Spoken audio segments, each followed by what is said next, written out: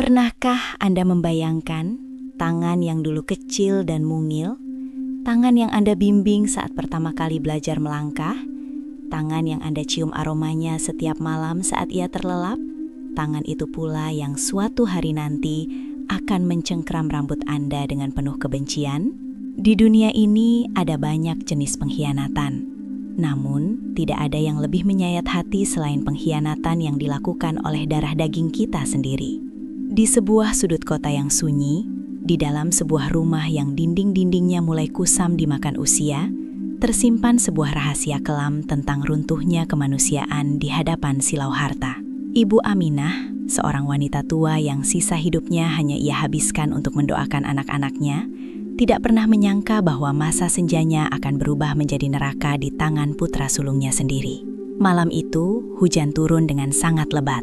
Seolah langit ikut menangis menyaksikan apa yang terjadi di ruang tamu yang temaram itu.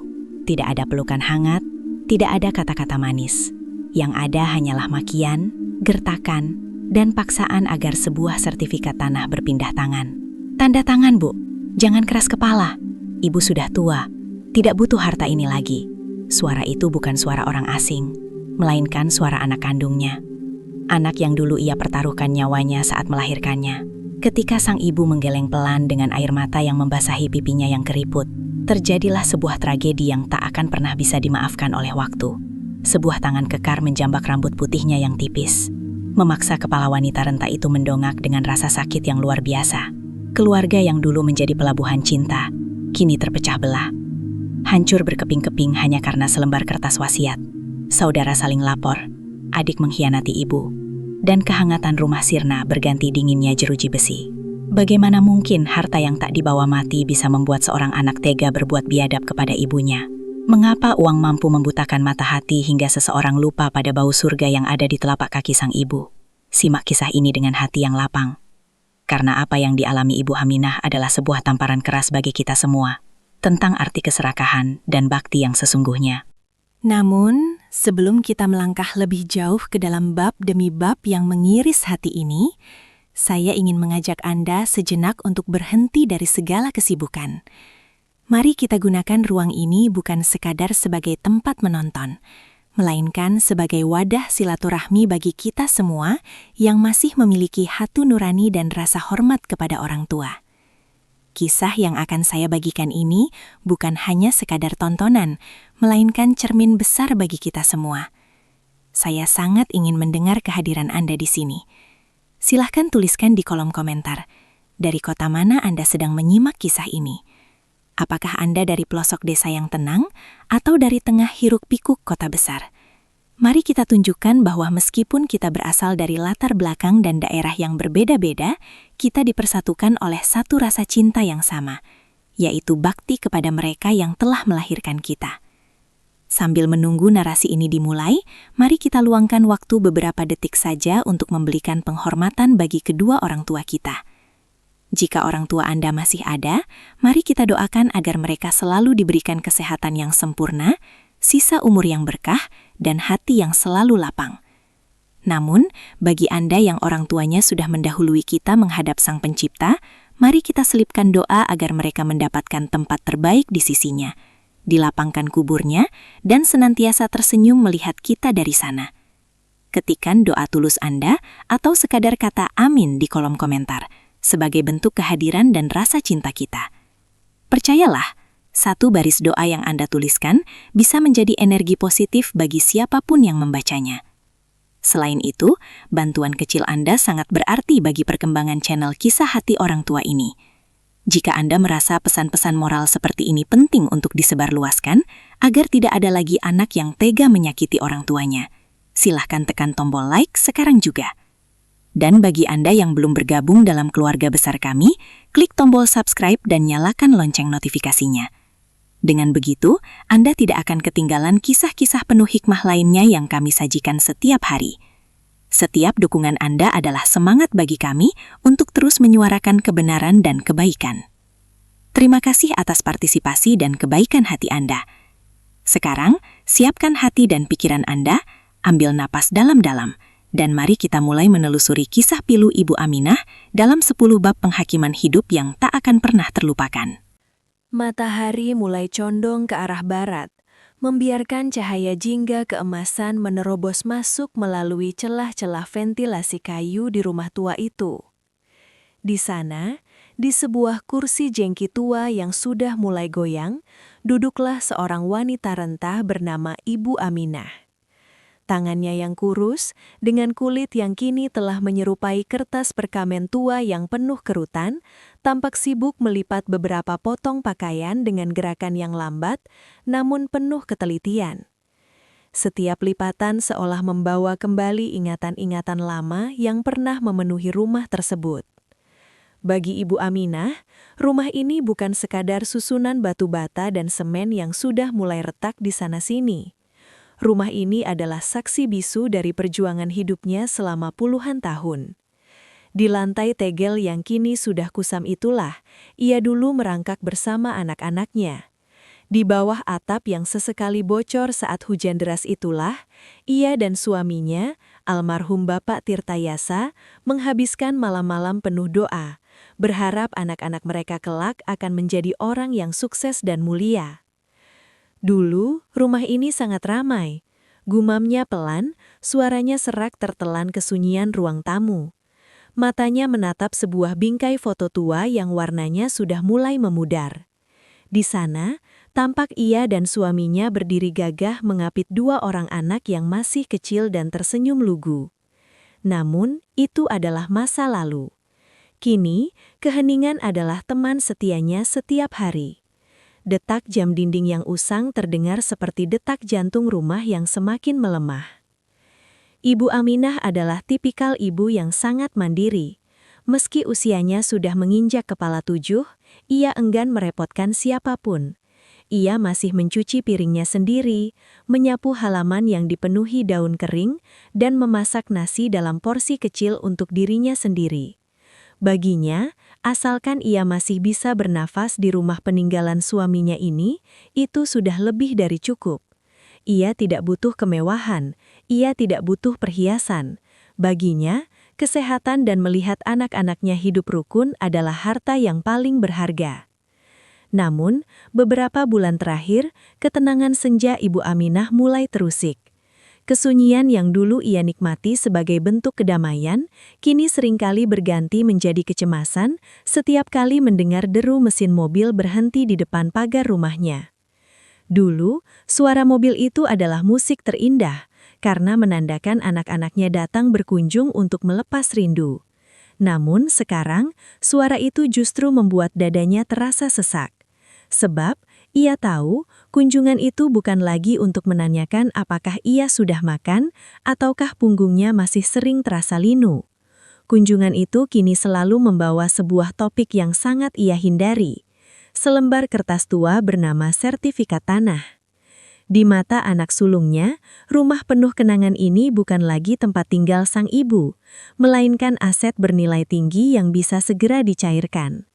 Ibu Aminah hanya bisa menghela napas panjang, menatap bayangan dirinya yang memanjang di lantai, merasa bahwa sisa senjanya yang tenang sebentar lagi akan dihantam badai yang paling besar dalam hidupnya.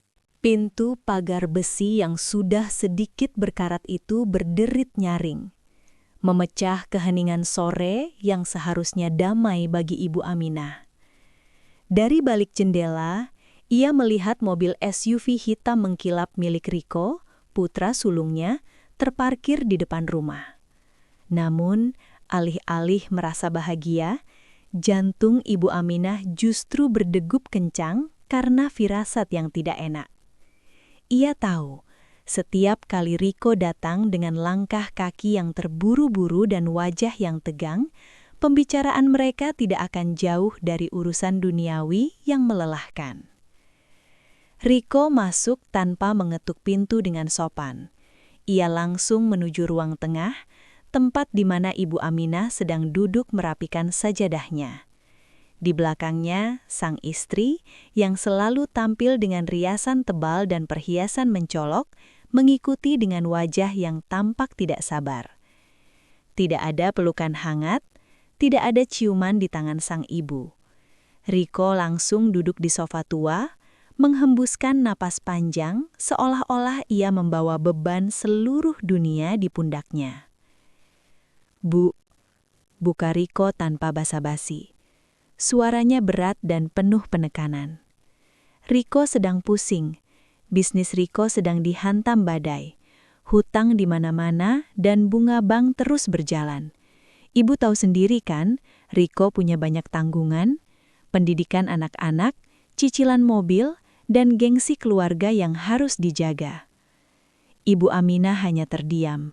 Ia menunduk dalam-dalam sambil meremas jemarinya yang mulai kaku. Ia sudah sangat sering mendengar keluhan yang sama. Padahal, ia tahu persis bahwa kesulitan ekonomi yang dialami Riko bukan karena musibah, melainkan karena gaya hidup yang jauh melampaui kemampuan. Istri Riko seringkali memamerkan tas-tas mahal di media sosial, sementara untuk biaya listrik rumah ibunya saja, mereka seringkali lupa mengirimkan bantuan. "Jadi maksudmu apa, Nak?" tanya Ibu Aminah dengan suara yang bergetar lembut, mencoba menjaga wibawanya sebagai seorang ibu. Riko memajukan duduknya, menatap ibunya dengan tatapan tajam yang menuntut. "Ibu kan tahu, rumah dan tanah ini lokasinya sangat strategis. Harganya sudah naik berkali-kali lipat sejak Bapak meninggal. Daripada rumah ini dibiarkan tua dan rusak, kenapa tidak kita jual saja sekarang? Atau setidaknya berikan sertifikatnya kepada Riko untuk dijadikan jaminan di bank. Toh nanti kalau ibu sudah tidak ada, rumah ini juga jadi milik Riko dan Sari kan?" Kalimat itu bagaikan sembilu yang menyayat hati Ibu Aminah. Bagaimana mungkin seorang anak di depan wajah ibunya yang masih bernafas sudah bicara seolah-olah ibunya telah tiada. Ia merasa dirinya tidak lagi dianggap sebagai orang tua yang harus dilindungi, melainkan hanya sebagai penghalang bagi cairnya harta warisan. "Riko, rumah ini adalah satu-satunya peninggalan bapakmu," jawab Ibu Aminah dengan mata yang mulai berkaca-kaca. "Di sini ibu menghabiskan masa tua. Di sini ibu merasa dekat dengan almarhum bapak. Ibu tidak butuh uang banyak, Nak. Ibu hanya ingin ketenangan." Namun, Riko justru mendengus kasar. Ia mulai kehilangan kesabaran. Baginya ketenangan ibunya tidak lebih penting daripada menyelamatkan aset-aset pribadinya yang terancam disita bank. Desakan itu berubah menjadi intimidasi verbal. Ia mulai mengungkit-ungkit biaya yang pernah ia keluarkan untuk mengobati ibunya setahun yang lalu. Seolah-olah bakti seorang anak adalah hutang piutang yang harus dibayar lunas. Malam itu, ruang tamu yang dulunya penuh doa, kini berubah menjadi ruang interogasi yang menyesakkan. Ibu Aminah hanya bisa terisak dalam diam, menyadari bahwa putra kesayangannya telah berubah menjadi orang asing yang hanya melihatnya sebagai selembar kertas sertifikat berharga. Desakan itu bukan lagi sebuah permintaan, melainkan sebuah paksaan yang mulai mengikis sisa-sisa kasih sayang di dalam rumah tersebut. Konflik yang semula hanya antara Riko dan Ibu Aminah, kini mulai merambat seperti api yang tertiup angin kencang. Riko menyadari bahwa ia butuh kekuatan tambahan untuk menekan ibunya. Maka, ia pun mulai melirik Sari, sang adik perempuan, yang selama ini sebenarnya lebih lembut hatinya. Namun, Riko tahu persis di mana titik lemah Sari, kebutuhan ekonomi dan rasa tidak puas terhadap kehidupan. Di sebuah kafe mewah di pusat kota, Riko bertemu dengan Sari. Dengan kepiawaian kata-kata yang penuh manipulasi, Riko mulai menanamkan benih-benih keraguan di hati adiknya. "Sari, kamu tidak kasihan melihat kondisi rumah ibu. Sudah tua, rapuh, dan mungkin sebentar lagi roboh. Padahal, kalau rumah itu dijual sekarang, bagianmu bisa sangat besar. Kamu bisa beli rumah baru di komplek yang lebih bagus, atau bahkan buka usaha yang selama ini kamu impikan."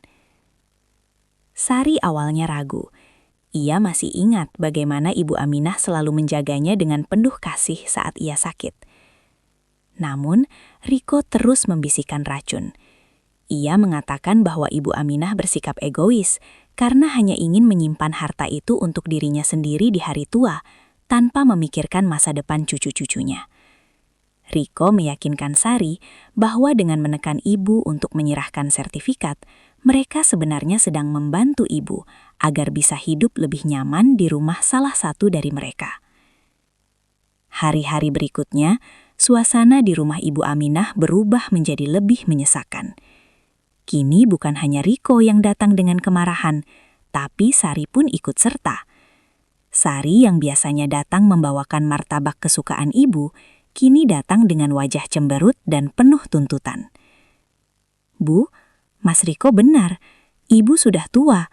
Buat apa pegang sertifikat sebesar itu sendirian? Kalau dijual, Sari juga bisa terbantu. Ibu tidak sayang ya sama Sari?" Kalimat ibu tidak sayang itu bagaikan petir di siang bolong bagi Ibu Aminah. Ia tidak menyangka bahwa Sari, putri kecilnya yang dulu sangat manja, kini ikut menghakiminya demi uang. Ibu Aminah hanya bisa terduduk lemas di tepi tempat tidur. Air matanya jatuh membasahi bantal yang sudah mulai tipis. Ia merasa dikepung oleh darah dagingnya sendiri. Keadaan semakin memburuk ketika Riko dan Sari mulai bersekongkol secara terang-terangan di depan ibu. Mereka berbisik-bisik di sudut ruangan, membicarakan pembagian persenan dari hasil penjualan tanah, seolah-olah Ibu Aminah hanyalah benda mati yang tidak punya hak suara. Rasa hormat yang selama ini dijunjung tinggi, kini sirna berganti dengan kalkulasi angka-angka. Ibu Aminah mencoba menjelaskan bahwa rumah itu adalah harga diri keluarga, tempat di mana makam kenangan bapak mereka berada. Namun, bagi anak-anak yang sudah terhasut silau harta, kata kenangan tidak ada nilainya dibandingkan dengan saldo di rekening bank. Sari yang dulu menjadi penengah, kini justru menjadi orang yang paling sering mendesak ibu dengan tangisan palsu, menuduh ibu pilih kasih jika tidak mau membantu kesulitan ekonominya. Pengkhianatan ini terasa jauh lebih menyakitkan bagi Ibu Aminah. Melihat kedua anaknya saling bekerja sama, bukan untuk memuliakannya, melainkan untuk melucuti satu-satunya harta miliknya, membuat hatinya benar-benar hancur. Senja yang ia harapkan damai, kini berubah menjadi medan perang, di mana ia harus bertahan sendirian melawan ambisi anak-anak yang pernah ia besarkan dengan tetesan keringat dan doa. Malam itu, langit di atas rumah tua Ibu Aminah tampak pekat tanpa sebutir bintang pun. Awan hitam berarak rendah, membawa hawa dingin yang menusuk hingga ke tulang. Di dalam rumah, suasana terasa jauh lebih membeku. Di bawah cahaya lampu neon yang sesekali berkedip karena tegangan listrik yang tidak stabil, Ibu Aminah duduk terpaku di meja makan kayu yang sudah mulai keropos. Di depannya, Riko dan Sari berdiri seperti hakim yang siap menjatuhkan vonis. Sementara di atas meja, tergeletak selembar kertas putih dengan materai yang seolah-olah menatap Ibu Aminah dengan dingin. "Tanda tangan sekarang, Bu. Jangan buat kesabaran Riko habis." Suara Riko menggelegar, memantul di dinding-dinding rumah yang sunyi. Ia tidak lagi menggunakan kata-kata manis atau alasan bisnis. Wajahnya merah padam, urat-urat di lehernya menonjol, menunjukkan amarah yang sudah mencapai ubun-ubun. Riko merasa terpojok oleh hutang-hutangnya, dan baginya, tanda tangan ibunya adalah satu-satunya kunci untuk menyelamatkan hidupnya yang hancur. Ibu Aminah menatap kertas itu dengan tangan gemetar. Air matanya sudah kering, menyisakan guratan lelah yang mendalam di wajahnya. "Nak, Ibu sudah bilang berkali-kali, Ibu tidak akan menjual rumah ini. Ini satu-satunya tempat Ibu bisa merasakan kehadiran bapakmu. Kalau kalian butuh uang, carilah dengan cara lain. Jangan rampas hak masa tua Ibu." Jawabnya dengan suara lirih namun penuh ketegasan yang tersisa.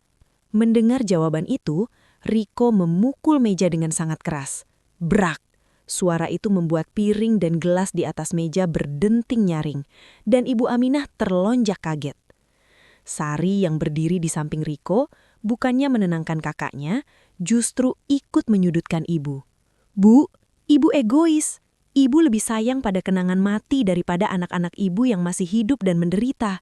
Sari butuh uang itu untuk cicilan rumah Sari yang nunggak 3 bulan. Apa ibu mau lihat Sari dan cucu-cucu ibu diusir ke jalanan?"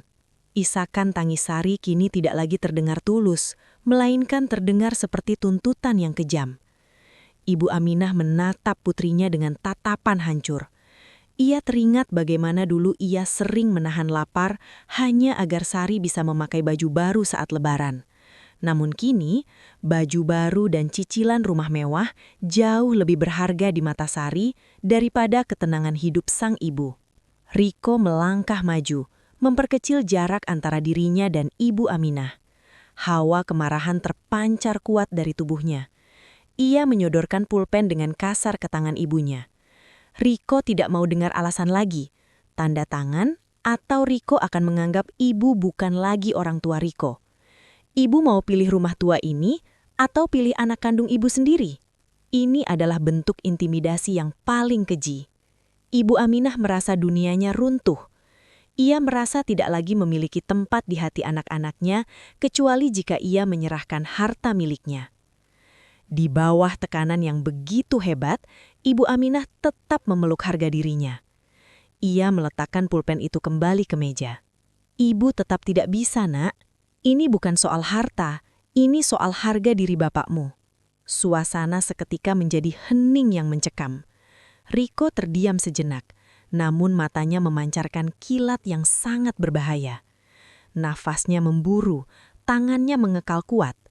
Sari mundur selangkah, menyadari bahwa kakaknya sudah kehilangan kendali atas akal sehatnya.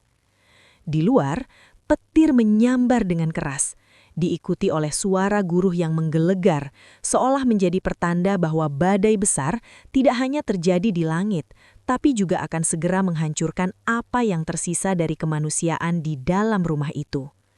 Malam yang seharusnya menjadi waktu istirahat, kini menjadi malam terpanjang di mana kasih sayang seorang ibu dibalas dengan amarah yang mematikan. Kesabaran Riko akhirnya pecah berkeping-keping, bersamaan dengan suara petir yang menggelegar di luar rumah. Ruang tamu yang biasanya menjadi tempat Ibu Aminah mendoakan anak-anaknya, kini berubah menjadi saksi bisu sebuah tindakan biadab yang tak akan pernah bisa dihapus oleh waktu. Riko tidak lagi melihat wanita di depannya sebagai ibu yang telah mengandungnya selama 9 bulan, melainkan sebagai penghalang besar bagi ambisinya. "Ibu benar-benar keras kepala," teriak Riko dengan suara yang hampir menyerupai raungan binatang buas. Ia menyambar kertas sertifikat dan pulpen di atas meja, lalu melangkah maju dengan gerakan yang sangat kasar. Ibu Aminah mencoba berdiri, bermaksud untuk masuk ke dalam kamarnya dan mengakhiri perdebatan yang menyakitkan ini. Namun belum sempat ia melangkah, tangan kekar Riko sudah menjangkau bahunya dan mendorongnya kembali ke kursi. "Duduk, ibu jangan coba-coba lari. Masalah ini harus selesai malam ini juga." Ibu Aminah menangis terseduh-seduh, tubuhnya yang rentah gemetar hebat. "Riko, istighfar, Nak. Ini ibu, Nak. Ibu yang membesarkanmu." Rintihnya dengan suara yang nyaris hilang tertelan isak tangis. Namun kalimat itu justru semakin memicu amarah Riko. Di matanya, air mata ibunya hanyalah sebuah sandiwara untuk memenangkan simpati. Dengan gerakan kilat yang sangat mengejutkan, Riko menjangkau rambut putih Ibu Aminah yang tersembul dari balik kerudungnya yang sudah berantakan. Ia menjambak rambut ibunya, memaksa wajah wanita tua itu mendongak untuk menatap matanya yang penuh kebencian. "Aduh, sakit Riko, lepaskan, Nak," teriak Ibu Aminah kesakitan. Kulit kepalanya terasa seperti ditarik paksa dari tengkoraknya. Rasa sakit fisik itu luar biasa, namun rasa sakit di hatinya jauh lebih menghancurkan. Ia melihat wajah putra sulungnya yang begitu asing, penuh dengan haus akan harta dan ego yang membumbung tinggi. Sari yang menyaksikan kejadian itu dari sudut ruangan menutup mulutnya dengan tangan. Ia bergemetar, namun anehnya kakinya seolah terpaku di lantai. Ada bagian dari dirinya yang ingin berteriak menghentikan kakaknya. Namun ada bagian gelap lainnya, bagian yang haus akan uang warisan yang membuatnya tetap diam mematung. Ia membiarkan ibunya disiksa di depan matanya sendiri. "Cap jempol sekarang!" bentak Riko sambil menyeret kepala ibunya mendekat ke meja. Ia menekan tangan Ibu Aminah ke bantalan tinta merah dengan paksa. Ibu Aminah mencoba melawan. Ia mengepalkan tangannya sekuat tenaga. Namun tenaga seorang wanita berusia 70 tahun tentu bukan tandingan bagi kemarahan seorang pria dewasa. Dalam pergumulan yang memilukan itu, Ibu Aminah jatuh tersungkur dari kursinya hingga membentur lantai tegel yang dingin. Riko tidak berhenti. Ia justru berlutut di samping ibunya yang sudah tidak berdaya, masih dengan tangan yang mencengkram rambut sang ibu.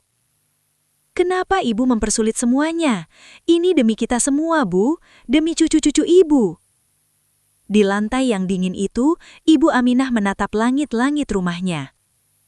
Ia teringat saat Riko masih bayi, ia akan menggendongnya dengan penuh kelembutan setiap kali Riko menangis.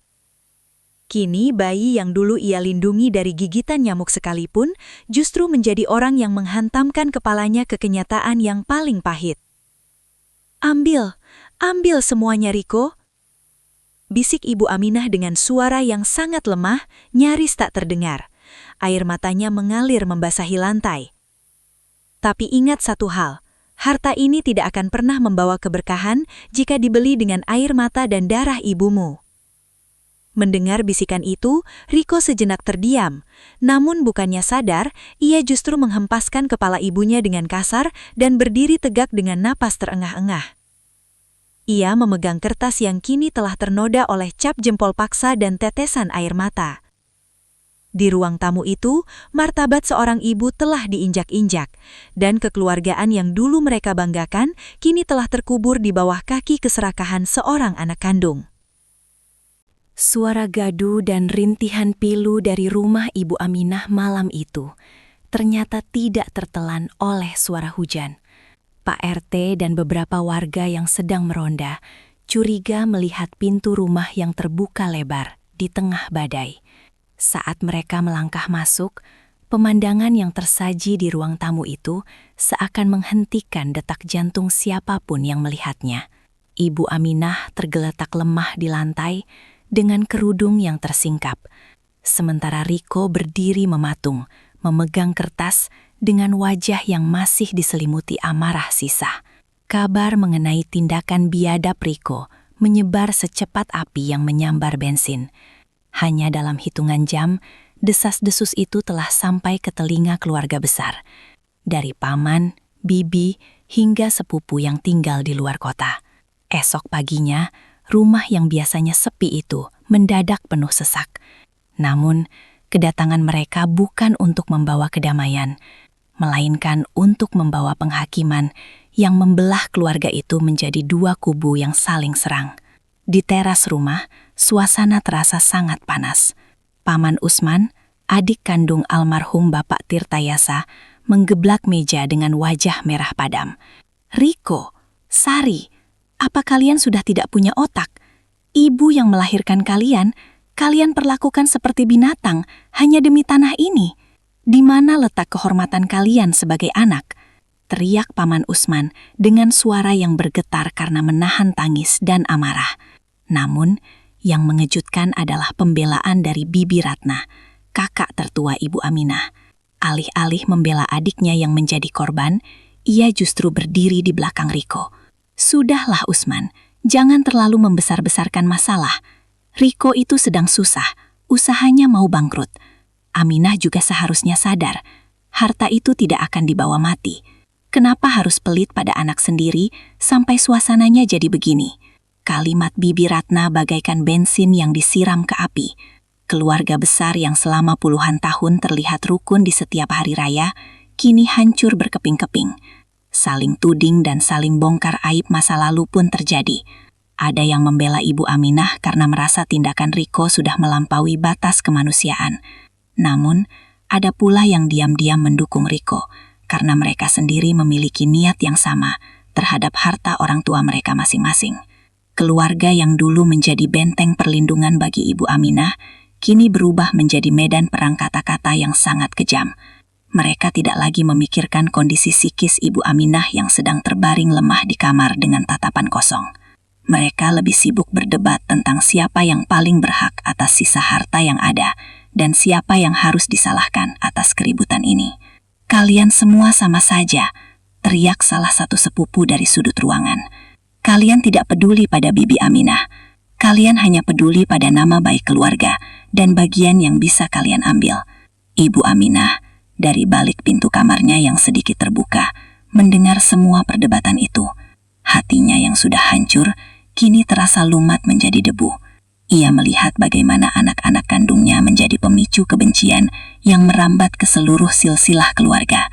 Persaudaraan yang dulu dibangun almarhum suaminya dengan penuh susah payah, kini runtuh hanya dalam satu malam karena selembar sertifikat. Terbelahnya keluarga ini bukan hanya soal perbedaan pendapat, melainkan soal hilangnya rasa hormat terhadap yang lebih tua. Ibu Aminah menyadari bahwa rumahnya kini bukan lagi tempat yang aman. Setiap sudut rumahnya kini dipenuhi oleh aura kebencian dan keserakahan.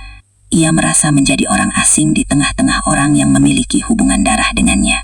Luka fisik di kepalanya mungkin akan sembuh, namun luka melihat keluarga besarnya terpecah belah dan saling membenci adalah beban yang akan ia bawa hingga ke liang lahat. Dini hari yang dingin itu, Ibu Aminah akhirnya meninggalkan rumah yang telah ia tempati selama lebih dari 40 tahun. Ia tidak membawa banyak barang, hanya beberapa lembar kain panjang, mukena yang sudah mulai menipis, dan sebuah foto kecil almarhum suaminya yang ia selipkan di balik dadanya. Ia dijemput oleh seorang keponakannya yang merasa iba untuk mengungsi sementara ke sebuah desa kecil yang jauh dari hiruk-pikuk keserakahan anak-anaknya. Sepanjang perjalanan, Ibu Aminah hanya menatap kosong keluar jendela mobil. Lampu-lampu jalan yang berkelebat tampak seperti bayangan masa lalu yang memburu. Setiap kali mobil berguncang, ia merasa kepalanya berdenyut nyeri. Bekas jambakan Riko masih menyisakan rasa perih yang nyata. Namun ia tahu, luka di kulit kepalanya akan mengering dalam hitungan hari. Yang ia takuti adalah luka di dalam dadanya. Sebuah luka tak kasat mata yang terus mengucurkan kesedihan setiap kali ia mengingat wajah garang putra sulungnya. Di rumah pengungsian yang sederhana itu, Ibu Aminah lebih banyak menghabiskan waktu di atas sajadah. Ia tidak banyak bicara, bahkan hampir tidak menyentuh makanan yang disajikan. Baginya, rasa lapar telah hilang, tergantikan oleh rasa sesak yang menghimpit pernafasan. Setiap kali ia memejamkan mata, ia kembali ke malam jahanam itu. Ia kembali merasakan tangan Riko yang kasar, mendengar suara Sari yang menghakiminya, dan melihat bagaimana harta telah mengubah malaikat-malaikat kecil yang dulu ia timang menjadi monster yang tak ia kenali. "Apa salahku ya Allah?" rintihnya dalam sujud yang panjang. Air matanya membasahi kain sajadah, meninggalkan noda basah yang tak kunjung kering. Apakah aku terlalu memanjakan mereka? Ataukah aku gagal mengajarkan mereka tentang arti cukup? Keponakannya sering menemukannya duduk melamun di teras, menatap pohon-pohon yang bergoyang ditiup angin. Ibu Aminah tampak seperti raga yang kehilangan jiwa. Ia seringkali lupa waktu, duduk berjam-jam tanpa bergerak sedikit pun. Luka batin itu telah mematikan sebagian dari semangat hidupnya. Ia merasa tidak lagi memiliki rumah, bukan karena bangunannya akan dijual, tapi karena konsep rumah sebagai tempat yang aman dan penuh kasih telah hancur berkeping-keping. Yang paling menyakitkan bagi Ibu Aminah adalah rasa malu yang amat sangat. Malu karena anak kandungnya sendiri menjadi pembicaraan buruk di antara tetangga. Malu karena ia merasa telah gagal menjadi seorang ibu yang dihormati. Luka tak kasat mata ini membuatnya merasa kerdil dan tak berharga. Ia sering bertanya-tanya, apakah sisa umurnya memang harus berakhir dalam pelarian seperti ini? Apakah ia tidak layak mendapatkan penghormatan di akhir hayatnya? Luka ini juga mulai menggerogoti fisiknya. Ibu Aminah yang dulu lincah, kini mulai sering jatuh sakit. Tekanan darahnya naik turun tak menentu, dan tangannya kini sering gemetar bukan karena usia, melainkan karena trauma yang mendalam. Setiap kali mendengar suara mesin mobil yang mirip dengan milik Riko, tubuhnya akan langsung menegang dan keringat dingin bercucuran. Luka itu telah menetap, menjadi hantu yang menghantui setiap hembusan nafasnya di pengungsian yang sunyi. Ia menyadari, minggu-minggu berlalu setelah malam jahanam itu. Namun bagi Sari, waktu seolah berhenti pada detik di mana ia melihat ibunya tersungkur di lantai. Di rumahnya yang mewah, di balik pagar tinggi yang ia perjuangkan dengan air mata sang ibu, Sari tidak menemukan ketenangan yang ia impikan.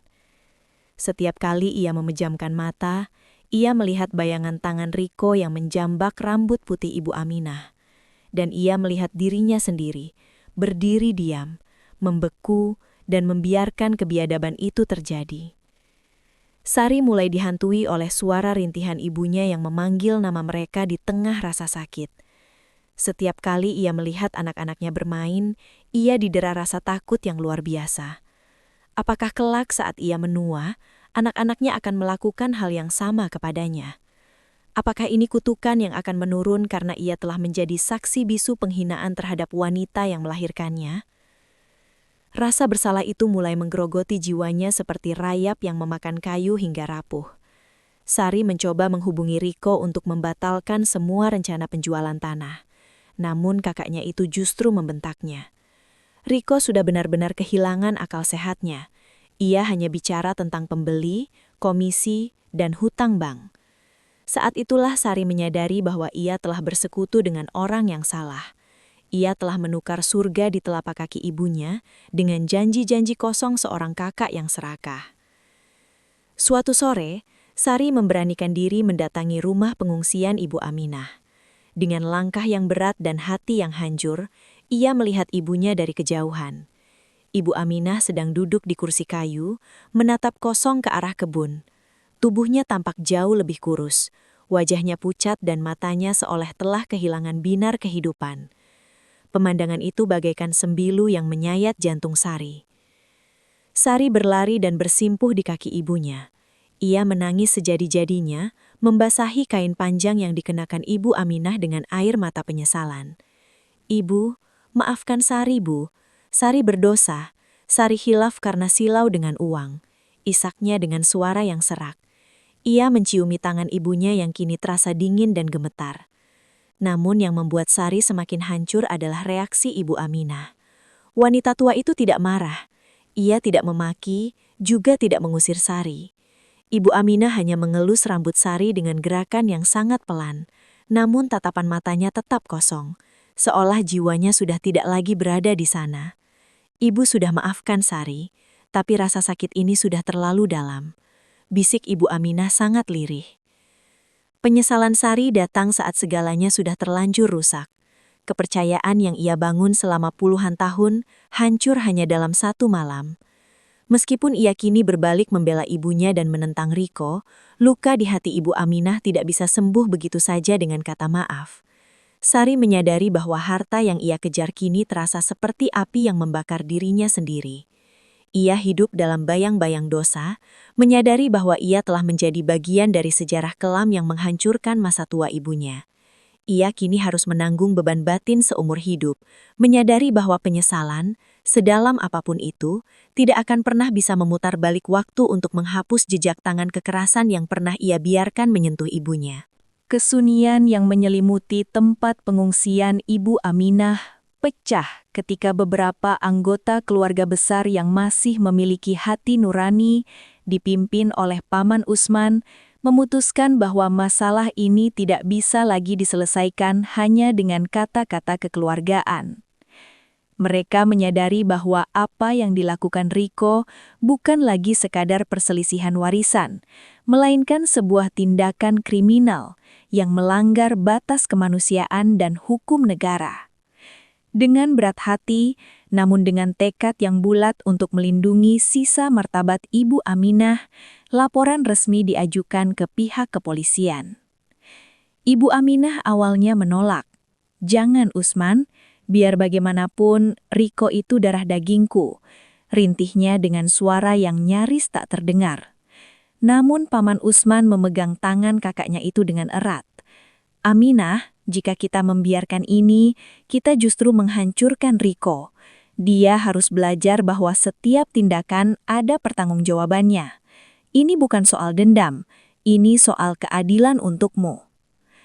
Proses hukum pun berjalan dengan cepat. Polisi mendatangi kediaman Riko saat ia sedang sibuk bernegosiasi dengan seorang maklar tanah di teras rumahnya. Tanpa ada lagi ruang untuk berkelit, Riko dijemput paksa. Tetangga yang selama ini hanya berbisik-bisik, kini menyaksikan dengan mata kepala sendiri bagaimana pria yang dulu angkuh dengan kesuksesan semuanya itu digiring masuk ke dalam mobil petugas dengan tangan terborgol.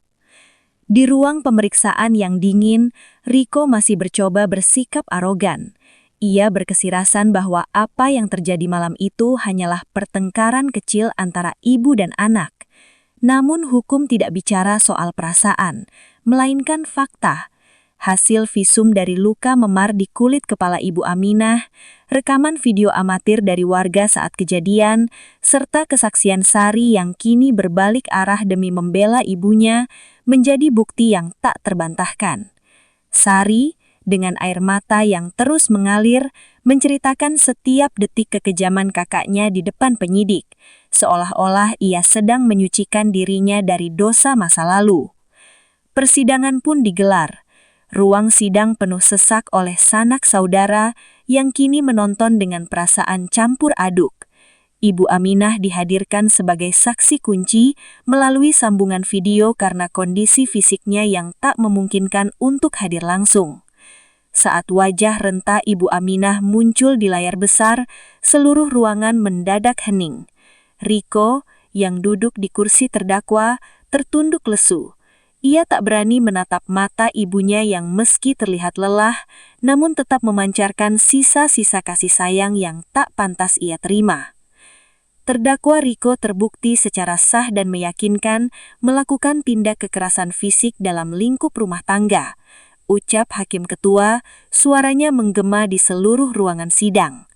Vonis dijatuhkan, hukuman penjara menantinya. Harta warisan yang ia kejar mati-matian kini benar-benar lepas dari jangkauannya. Bukan sertifikat tanah yang ia dapatkan, melainkan dinginnya lantai penjara dan stempel sebagai anak durhaka yang akan melekat padanya seumur hidup. Saat Halim Hakim diketuk, Riko jatuh terduduk. Ia kehilangan segalanya, harga dirinya, hartanya, dan yang paling menyakitkan, ia kehilangan restu ibunya. Keadilan memang ditegakkan, namun kemenangan ini terasa sangat hambar bagi Ibu Aminah. Ia tidak merasa menang melihat anaknya di penjara. Ia hanya merasa sedih karena harus menyaksikan bagaimana keterakusan bisa menghancurkan hidup seseorang hingga ke titik yang paling rendah. Jalur hukum mungkin telah memberikan rasa aman secara fisik, namun ia tahu keadilan yang sesungguhnya hanya bisa terjadi jika ada perubahan di dalam hati anak-anaknya. Beberapa bulan setelah ketukan palu hakim mengakhiri drama hukum yang melelahkan, Ibu Aminah akhirnya memutuskan untuk kembali ke rumah tuanya. Ia tidak ingin menghabiskan sisa umurnya di pengungsian. Baginya, rumah itu adalah satu-satunya saksi sejarah cintanya dengan almarhum suaminya. Meski kini dinding-dindingnya seolah menyimpan gema teriakan dan tangis yang belum juga hilang. Langkah kakinya yang semakin lemah kini diseret pelan di atas lantai tegel yang dulu menjadi tempat ia disiksa. Sari yang kini tinggal bersama ibunya untuk menebus dosa, mencoba merapikan setiap sudut ruangan. Ia mengganti gorden, mengecat ulang dinding yang kusam, dan menanam bunga-bunga baru di halaman. Namun, Sari menyadari satu hal yang menyakitkan. Ia bisa memperbaiki bangunan rumah itu, tapi ia tidak bisa memperbaiki jiwa ibunya yang telah patah. Kini rumah itu menjadi sangat sunyi. Tidak ada lagi suara deru mesin mobil Riko yang dulu sering datang membawa ketegangan. Riko kini berada di balik jeruji besi, menjalani hari-hari penuh penyesalan di dalam sel yang sempit. Sari seringkali mencoba mengajak ibunya berbicara, bercerita tentang hal-hal lucu dari anak-anaknya. Namun Ibu Aminah lebih banyak menjawab dengan senyuman tipis yang hampa. Tatapannya lebih sering tertuju pada kursi jengki tua tempat Bapak dulu duduk atau pada dahan-dahan pohon mangga di halaman yang bergoyang ditiup angin sore. "Bu, makan dulu ya. Sari sudah buatkan sayur bening kesukaan Ibu," ajak Sari lembut suatu sore. Ibu Aminah menoleh pelan, matanya yang sudah mulai kabur menatap wajah putrinya. "Iya Sari, taruh saja di sana. Ibu belum lapar." Suasana makan malam yang dulu diharapkan menjadi momen kebersamaan, kini hanya diisi oleh suara denting sendok yang beradu dengan piring. Keheningan itu terasa sangat berat.